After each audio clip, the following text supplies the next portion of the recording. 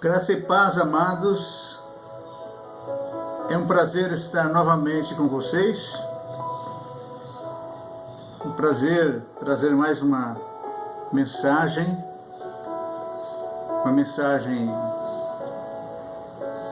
que vem abençoar a minha vida, primeiramente, e a vida de todos vós.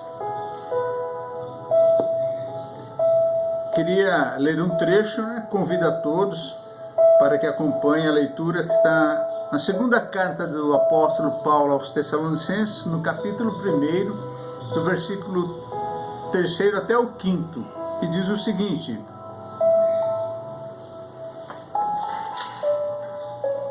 Irmãos, cumpre-nos dar graças a Deus no tocante a vós outros, como é justo, pois a vossa fé cresce sobremaneira e o vosso mútuo amor de uns para com os outros vai aumentando, a tal ponto que nós mesmos nos gloriamos de vós nas igrejas de Deus, à vista da vossa constância e fé em todas as vossas perseguições e nas tribulações que suportais, sinal evidente do reto juízo de Deus, para que sejais considerados dignos do reino de Deus, pelo qual, com efeito, estáis sofrendo. Quero dizer que nós, como servos de Deus, não estamos isentos das lutas e das tribulações. Não, absolutamente. No mundo tereis tribulações, mas tem de bom ânimo. Então, eu quero dizer que, embora nós tenhamos lutas, tenhamos tribulações, Deus sempre está conosco. Nada escapa do controle do Senhor. Ele sabe a luta que eu atravesso, sabe a luta que você atravessa. Nada é indiferente a Ele. E tudo acontece por um propósito. Deus tem um propósito maior para comigo e Deus tem um propósito maior para com você. Porque os momentos sombrios em nossa vida durarão somente o tempo necessário para que Deus cumpra o seu propósito em nós. Então Deus nos aperfeiçoa a cada dia por intermédio das provações, das lutas e das dificuldades. Isso tem ocorrido com vários heróis da fé. Tem ocorrido com Davi, que suportou lutas, dificuldades, tribulações, perseguições, mas ele esperou no tempo de Deus, até que no tempo certo ele foi coroado rei sobre todo Judá e Israel. Ele esperou o tempo de Deus. Ele não procurou fazer juízo, justiça com as suas próprias mãos. Por 2 oportunidades, ele teve como vingar-se do seu inimigo, que era Saul, que o perseguia. Mas ele não fez isso. Ele temeu a Deus, porque apesar de tudo, Saul era ungido do Senhor. E ele confiava que Deus no seu tempo haveria de fazer justiça. E Deus assim o fez. E no tempo de Deus, não no nosso. O tempo do homem é Cronos. E o tempo de Deus é Kairos. Então no tempo de Deus, de humilhado, o rei Davi foi exaltado. Temos exemplos também, outros exemplos, como Moisés, que foi criado no palácio de Faraó. Certamente ele foi instruído em toda a ciência do Egito. Foi criado como um príncipe. Mas isso não foi suficiente. Ele teve que ser forjado no deserto. Teve que ser pastor de ovelha.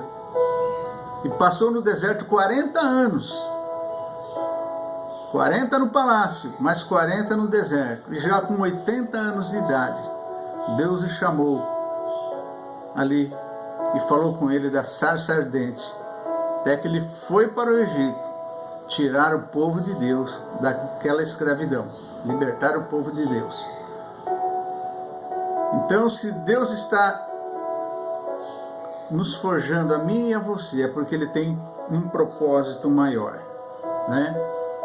Nós não podemos dar mais que Deus.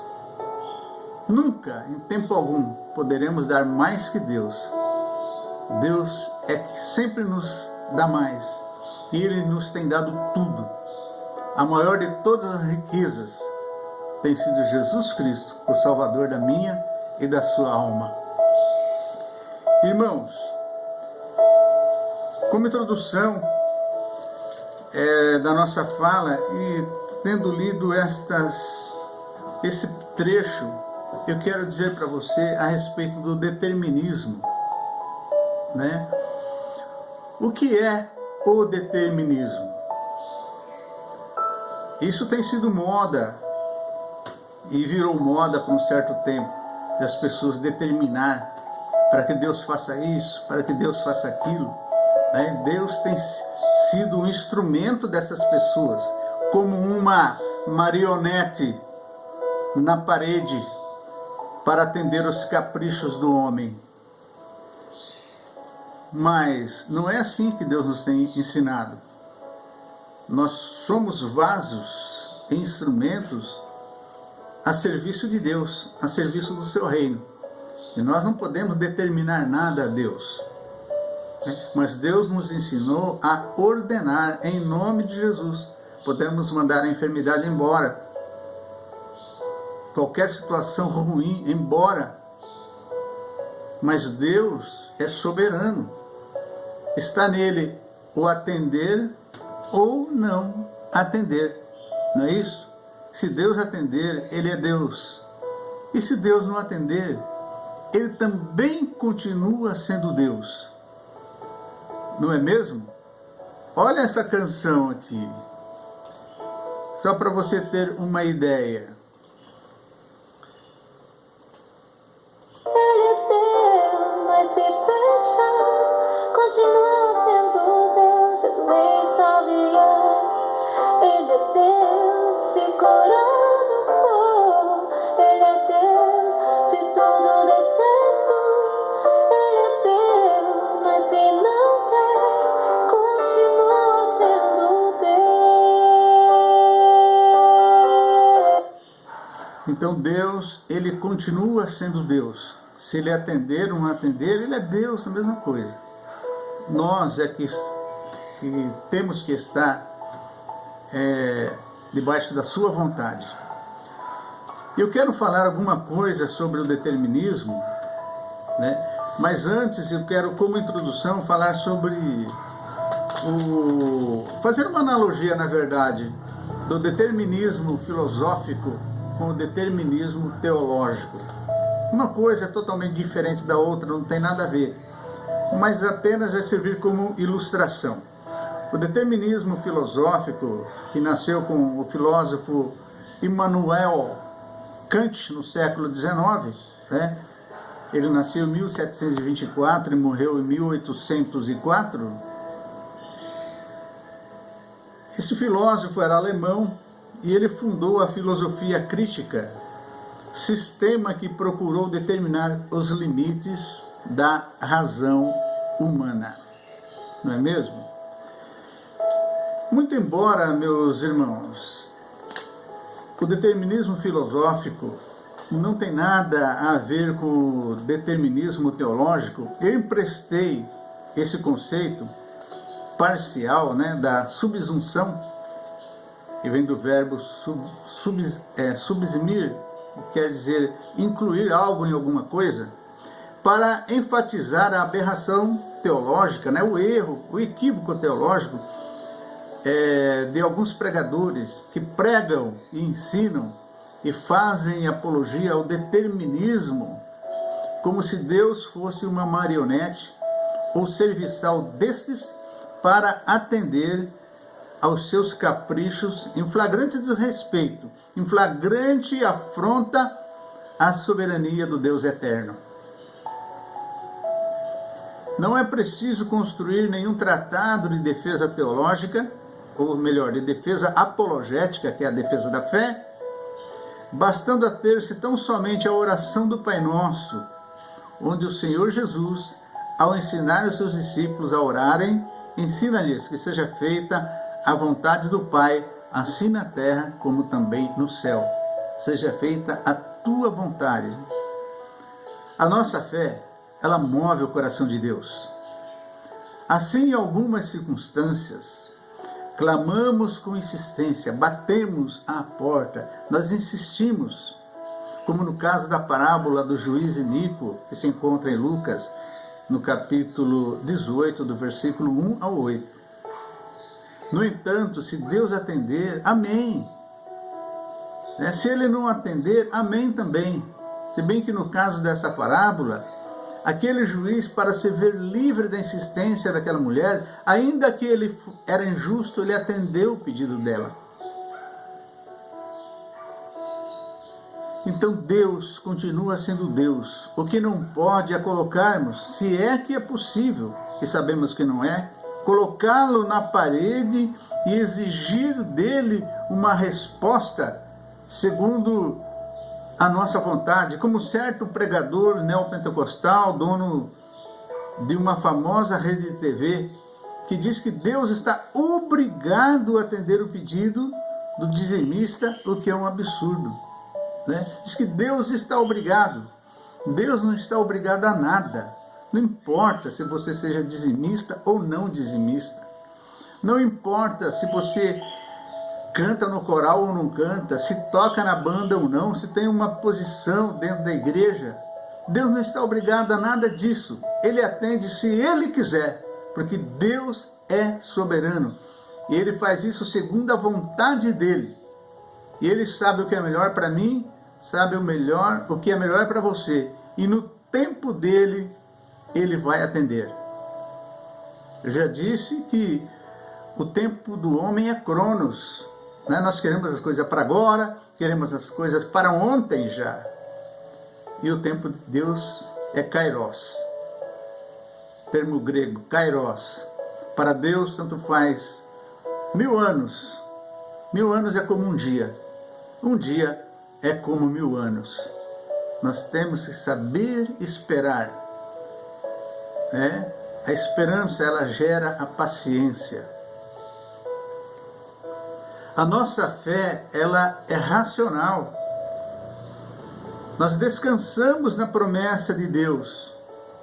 Nós esperamos com paciência a prova das coisas que não se veem, conforme Hebreus 11:1, que fala a respeito da fé. Determinar o ser mortal, determinar o Deus imortal, é irracional.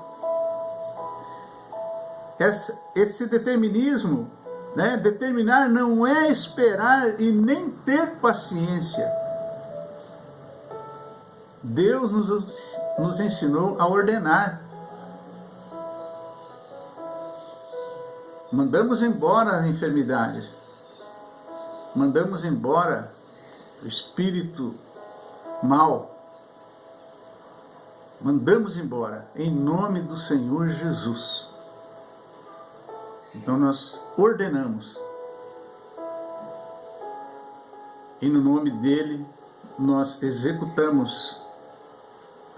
Mas se Deus atender, Ele é Deus. E se Ele não atender, Ele continua sendo Deus. Ordenar podemos, mas determinar não. Senão estaremos fazendo uma inversão de valores. Estamos nos colocando acima de Deus e colocando Deus como um serviçal, como uma marionete. E isso é errado.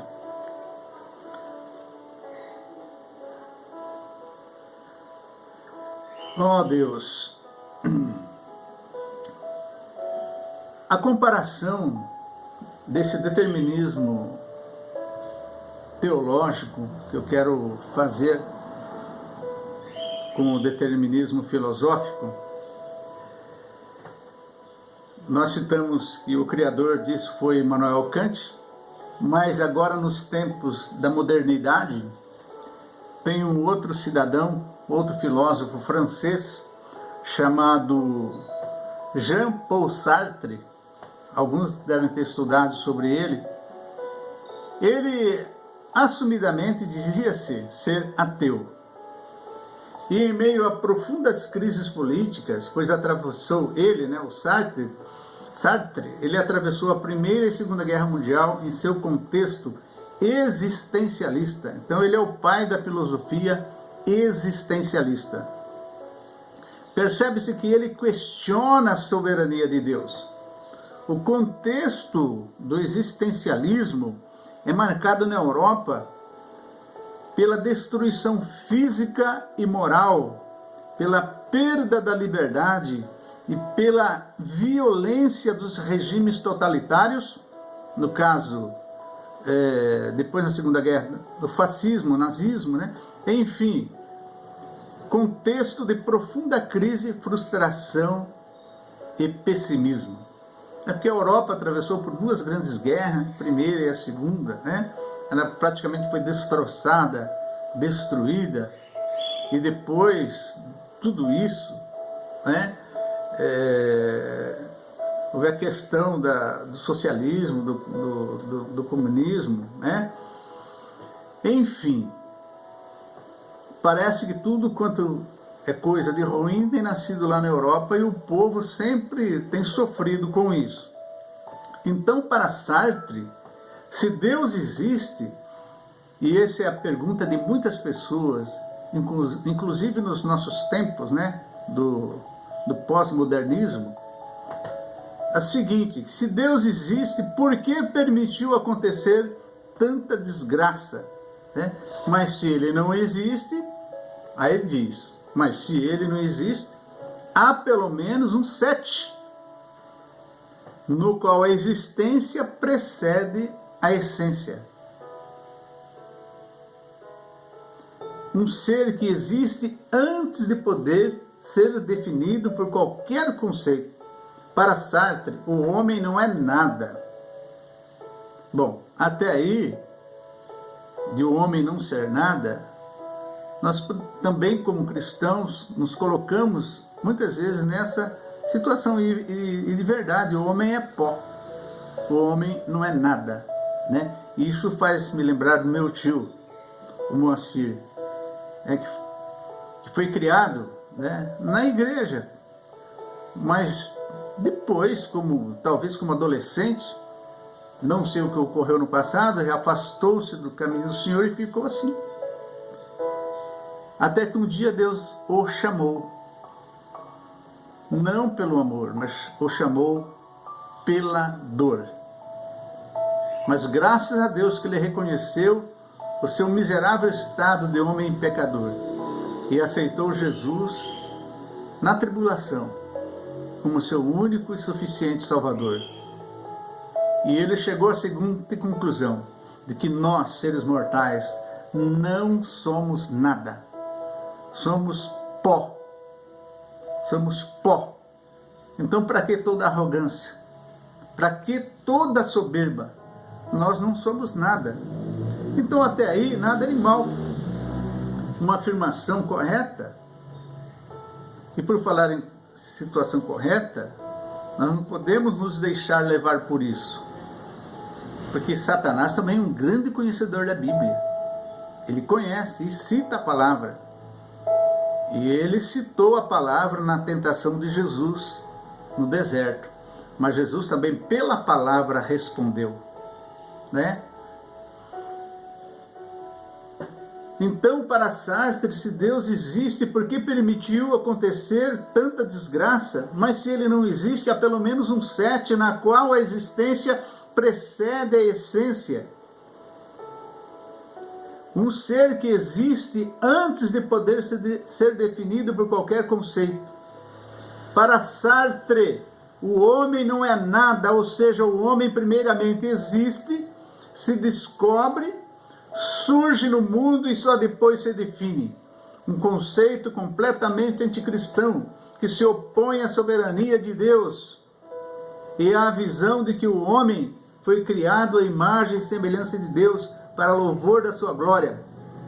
Portanto, uma teoria completamente humanista, essa teoria de Jean-Paul Sartre é uma teoria antropomórfica, ou seja, o homem passou a ser o centro, enquanto para nós Cristo é o centro, e assim como a sua palavra é cristocêntrica, de Gênesis e Apocalipse, para Jean-Paul Sartre, ateu, assumidamente, o homem é o centro do universo, talvez, podemos assim dizer. O homem é o centro de tudo. E sabemos que não é, porque nós fomos criados à imagem e semelhança de Deus. Nós temos o selo de Deus na sua vida, recebemos o selo do Espírito Santo assim que aceitamos Jesus como Senhor e Salvador da nossa vida, de modo que seremos contados no dia em que o Senhor Jesus voltar, no dia em que Ele fizer separação entre as ovelhas e o bode, né? É um selo, é uma marca de propriedade peculiar, né, que eu tenho pela graça de Deus e que você também tem, e que será lembrado no dia em que o Senhor Jesus voltar para buscar o seu povo, a sua igreja. Então, lembre-se, você pode ordenar, mas não determinar. O determinismo é antibíblico. O determinismo é uma heresia, mas você pode ordenar. Mas saiba que mesmo ordenando, se Deus fizer, Ele é Deus. E se Ele não fizer, Ele continua sendo Deus. Deus é Deus. Nós temos que buscar, temos que clamar, temos que insistir, mas temos que ter isso em mente, que Deus é soberano e que Ele vai atender no tempo dEle, porque Ele tem o melhor para mim, porque Ele tem o melhor para você, e porque Deus age em favor daqueles que esperam nele. E os momentos sombrios que se abatem sobre nossa vida, saiba que durarão somente o tempo necessário para que Deus cumpra o seu propósito em nós. Amém? Que Deus te abençoe, meu irmão, minha irmã. Que Deus nos abençoe a todos e que nos dê da sua graça e que nos dê a sua paz. Shalom a todos. Que Deus os abençoe.